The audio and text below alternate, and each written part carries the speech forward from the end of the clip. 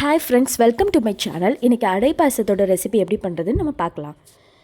இந்த அடை பாயசம் நாகர்கோயிலில் எல்லா கல்யாணத்துலேயும் இருக்கிற ஒரு டிஷ்ஷு. நல்ல டேஸ்ட்டாக இருக்கும், நல்ல எம்மியாக இருக்கும். அது எப்படி பண்ணுறதுன்னு நம்ம பார்க்கலாம். அதுக்கு ஃபஸ்ட்டு அடுப்பில் ஒரு பேன் வச்சுக்கிட்டு நம்ம ஜவ்வரிசியும் அடையும் ரோஸ்ட் பண்ணி வச்சுக்க போகிறோம். ஃபஸ்ட்டு ஜவ்வரிசி செப்பரேட்டாக பண்ணிக்கலாம்.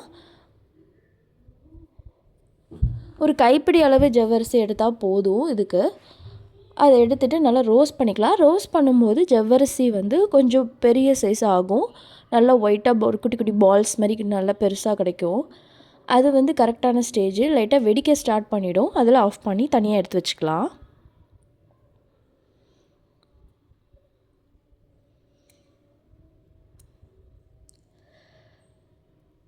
நெக்ஸ்ட்டு நம்ம அடை ஆட் பண்ண போகிறோம். அடை பேக்கெட் எனக்கு 3 to 4 மெம்பர்ஸ்க்கு நான் இப்போ பண்ணுறேன். ஸோ அதில் அதுக்கு தேவையான அடை நான் போட்டு ஆட் பண்ணுறேன். உங்களுக்கு எத்தனை குவான்டிட்டி வேணுமோ அதுக்கேற்ற மாதிரி நீங்கள் அடை ஆட் பண்ணிக்கணும். நான் இப்போ மைதா மாவில் பண்ண அடை தான் ஆட் பண்ணுறேன். இதில் ரைஸ் அடையும் இருக்குது. அது நீங்கள் உங்களுக்கு எந்த ஆப்ஷன் ஹெல்த்தியான ஆப்ஷன்னா ரைஸ் அடை சூஸ் பண்ணியும் பண்ணலாம். நல்லா டேஸ்ட்டாக தான் இருக்கும். அது எல்லா சூப்பர் மார்க்கெட்ஸ்லேயும் அவைலபிளாக தான் இருக்குது. ஆன்லைன்லேயும் நம்ம ஆர்டர் பண்ணி செஞ்சுக்கலாம். இதோட கரெக்டான ரோஸ்டிங் ஸ்டேஜ் என்னென்னா, அந்த மார்ஜினில் லைட்டாக ப்ரௌனாக வரும்போதே ஸ்டாப் பண்ணிக்கலாம். ரொம்ப அடி பிடிச்சிருச்சுன்னா அப்புறம் பாயசத்தோட டேஸ்ட் மாறிடும். ஸோ அதை கொஞ்சம் கவனமாக பண்ணணும். நெக்ஸ்ட் இது இப்போ வேக வைக்கிற ப்ராசஸ் தான். வேக வைக்கும்போது நம்ம என்ன பண்ண போகிறோம்னா, ஃபஸ்ட்டு குக்கரில் நம்மளுக்கு 2 கப்ஸ் தண்ணி எடுத்துக்கிறோம். தண்ணி எடுத்துட்டதுக்கப்புறம் நம்ம அந்த அடையும் ஜவ்வரிசியும் அதில் ஆட் பண்ணுறோம். ஆட் பண்ணிவிட்டு 2 விசில்ஸ் வந்ததுக்கப்புறமா நம்ம ஆஃப் பண்ணிக்கலாம். இது ஒரு மஸ்ட் ட்ரை ரெசிபிங்க.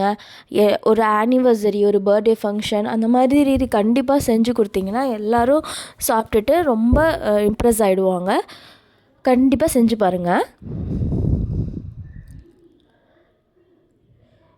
இப்போ நம்ம அதை ஒரு மிக்ஸ் பண்ணிவிட்டு மூடி வச்சிடலாம்.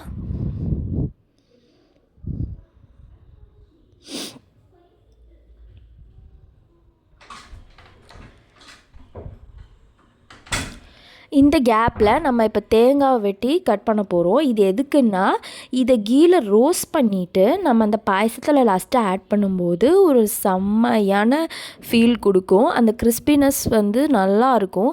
இது கண்டிப்பாக ஆட் பண்ணுங்கள். இந்த ஸ்டெப்பை ஸ்கிப் பண்ணிடாதீங்க.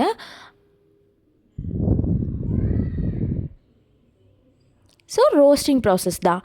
நெக்ஸ்ட்டு நம்ம பேனில் தேவையான அளவு கீ ஆட் பண்ணிவிட்டு இப்போ கட் பண்ணி வச்சுருந்த கோகோனட்டை அதில் போட்டு ஃப்ரை பண்ண போகிறோம். கோகோனட் ஃப்ரை ஆகிறதுக்கு ஒரு 5 minutes ஆகும். ஸோ சிம்லே வச்சுட்டு நம்ம பொறுமையாக ரோஸ்ட் பண்ணிக்கலாம். அது ப்ரௌனாக ஆகும்போது அந்த கிறிஸ்பினஸ் நல்லாயிருக்கும்.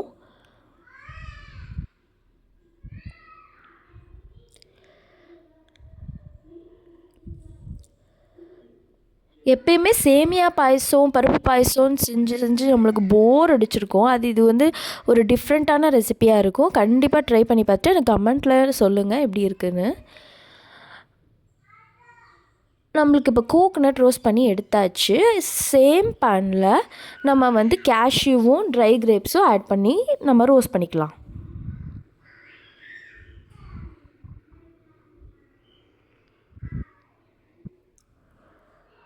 சிம்லே வச்சு பண்ணுங்கள். ஃபஸ்ட்டு கேஷ்யூ பண்ணிட்டதுக்கப்புறம் செகண்ட் ட்ரை கிரேப்ஸ் பண்ணி ரோஸ்ட் பண்ணிக்கலாம்.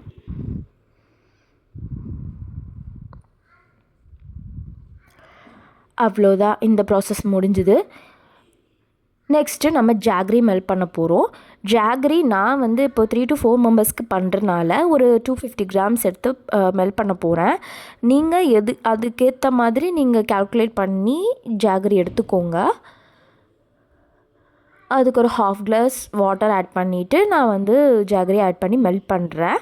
மெல்ட் பண்ணிவிட்டு கொஞ்சம் கொதிக்க விட்டதுக்கப்புறமா நம்ம வேக வச்சுருந்த அடையும் ஜவ்வரிசியும் வேக வச்சுருந்தோம்ல, அதை இதில் ஆட் பண்ணிக்கலாம்.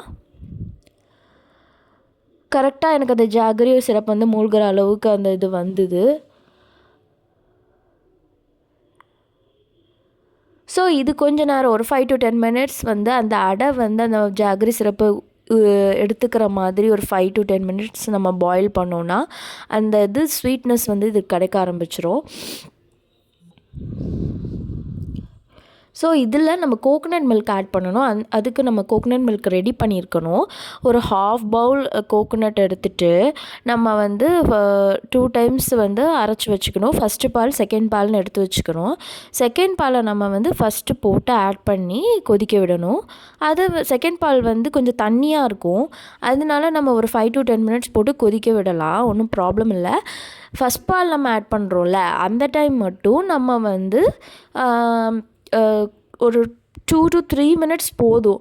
ரொம்ப கொதிக்க விட்டிங்கன்னா அது கேர்டில் ஆகிடும், ஏன்னா அது திக்னஸ் ஜாஸ்தியாக இருக்கும். இப்போ நான் ஃபஸ்ட் பால் ஆட் பண்ணிட்டேன். ஃபஸ்ட் பால் ஆட் பண்ண ஒரு 2 மினிட்ஸில் நல்ல திக்னஸ் வர ஆரம்பிச்சிடும் உங்களுக்கு பாயசத்துக்கு.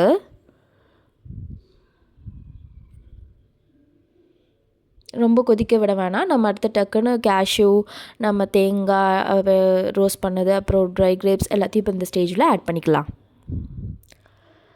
அவ்வளோதான், நம்ம பாயசம் ரெடி.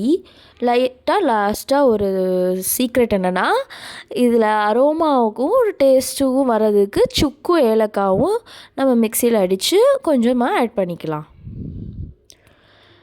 நம்ம சுட சுட அடை பாயசம் சூப்பராக ரெடி ஆகிடுச்சு. இது சாப்பிட்டு பார்த்துட்டு, செஞ்சு பார்த்துட்டு கமெண்ட்டில் சொல்லுங்கள். வேறு ரெசிபி வேணும்னா கமெண்ட்டில் சொல்லுங்கள். Have a healthy day, have a healthy eating.